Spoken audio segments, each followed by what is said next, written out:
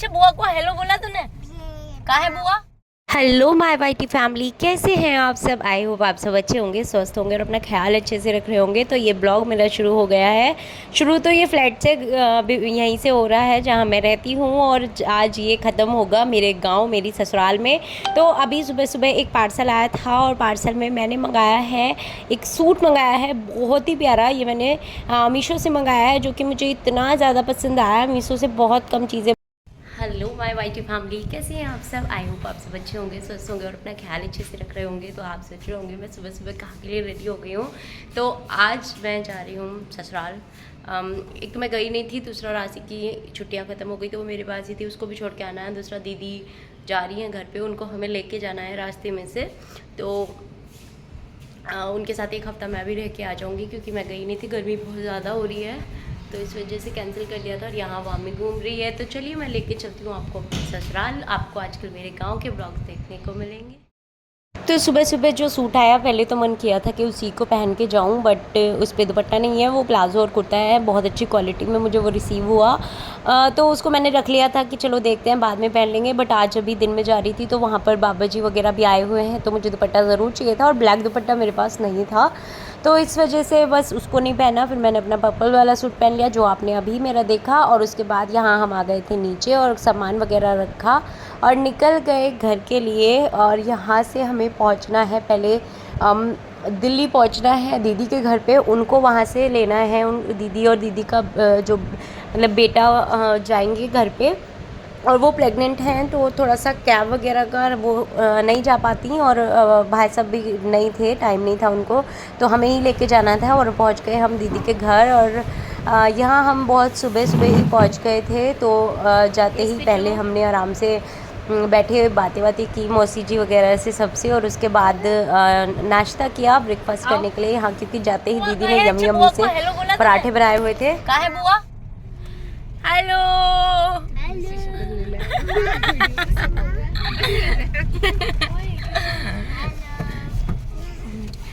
जरूर बात करो, हाय बोलो।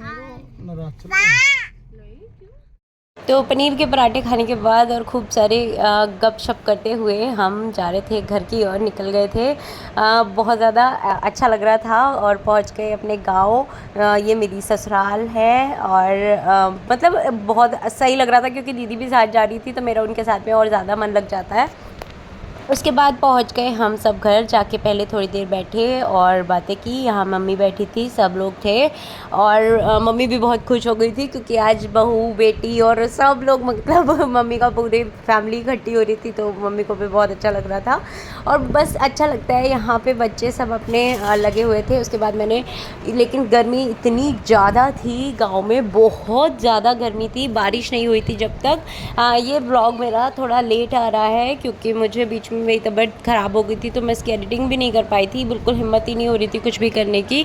और गांव में मैंने सोचा था कि आपको मैं गांव के मैं 4-5 दिन रुकी थी, तो मुझे था कि मैं डेली आपको ब्लॉग दूंगी गांव का, लेकिन ऐसा हुआ कि वहाँ पे माँ जी बाबा जी और अंकल आंटी, मतलब सब लोग आ रखे थे, तो मुझे ना थोड़ा सा अभी अजीब लगता है कैमरे पे ऐसे गांव में। आपको पता है मेरे जो ससुराल का गांव है, थोड़ा सा वहाँ पे बातें भी कुछ ज़्यादा ही होती हैं वीडियो वगैरह को लेके, तो मुझे थोड़ा ऐसा लगता था कि वो नहीं बनानी है, नहीं तो पता नहीं कोई क्या बोल दे, और फिर बहू हूँ तो लौट के भी किसी को कुछ नहीं बोल सकते हैं, तो मतलब ऐसा होता है, आप समझ सकते हो। अगर आप गांव में हो तो किसी को कुछ पसंद आती हैं चीज़ें, नहीं आती हैं। वैसे मेरी फैमिली मना नहीं करती है, मेरे हस्बैंड मना नहीं करते हैं, लेकिन फिर भी कोई कुछ बोल दे या कुछ भी, मुझे खुद को भी थोड़ी सी अभी शर्म आती है। मैं थोड़ा सा मतलब मुझे अजीब लगता है कि मैं कैमरा लेके, फ़ोन लेके भी खड़ी हूँ, और सारे और काम भी बहुत ज़्यादा होता है, तो सब लोग होते हैं तब, तो बस नहीं मन हुआ। और मैंने बस ये एक सिंगल यही ब्लॉग बनाया गांव का। उसके बाद मैंने गांव से कोई ब्लॉग नहीं बनाया। मन तो था कि बनाऊं, बट फिर नहीं बनाया, कि चलो कोई बात नहीं,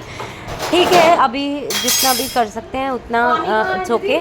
और उसके बाद यहाँ पे मैं किचन में आ गई थी, और आज मैंने जो सबसे लूज़ मुझे सूट आता है मैंने वो पहना था, क्योंकि इतनी ज़्यादा गर्मी लग रही थी, और ये मुझे उतर उतर जा रहा था मेरे शोल्डर पे से भी, लेकिन फिर भी मैंने यही पहना, क्योंकि मुझे बहुत सुकून मिल रहा था इसमें।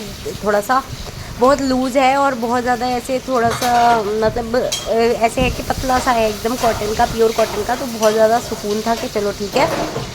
और उसके बाद यहाँ पर भाभी लगा रही थी आटा और मैं सब्ज़ी बनाने खड़ी हुई थी क्योंकि दोपहर का लंच बन रहा है ये, तो भिंडी बनानी थी और दाल बनी हुई थी पहले से।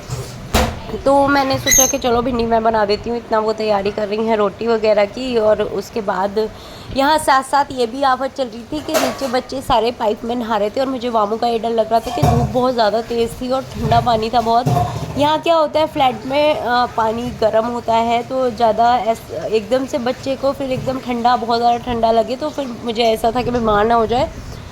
तो मुझे बार बार उसको भी देखने जाना हो रहा था कि प्लीज़ ऊपर आ जा, मत कर। बट बहुत ज़्यादा वो पानी को देख के ऐसे एक्साइटेड हो रही थी क्योंकि पाइप समरसेबल चल रहा था और पाइप में खूब इनका नहाना धोना हो रहा था।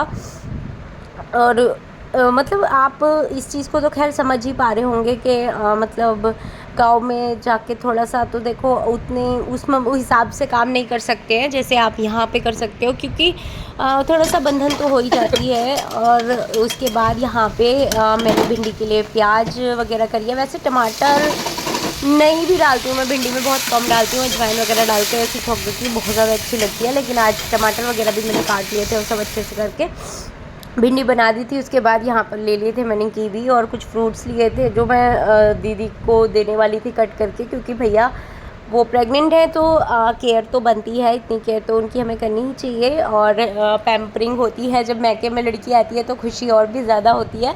तो हमारा पूरा धर्म बनता है कि हम उनको हैप्पी रखें, इसलिए मैं यहाँ पे लेके गई फ्रूट्स वगैरह। और उसके बाद खाना खिलाया सबको और वहाँ मतलब रेस्ट किया। और उसके बाद शाम को यहाँ हम सब नीचे आ गए थे। यहाँ नींबू पानी दीदी बना के लाई थी सबके लिए और यहाँ सब नींबू पानी एंजॉय कर रहे थे। और तो प्लीज़ मेरे चैनल को सब्सक्राइब कर दो, आप सब्सक्राइब नहीं करते, और मेरी वीडियो को लाइक कर दो।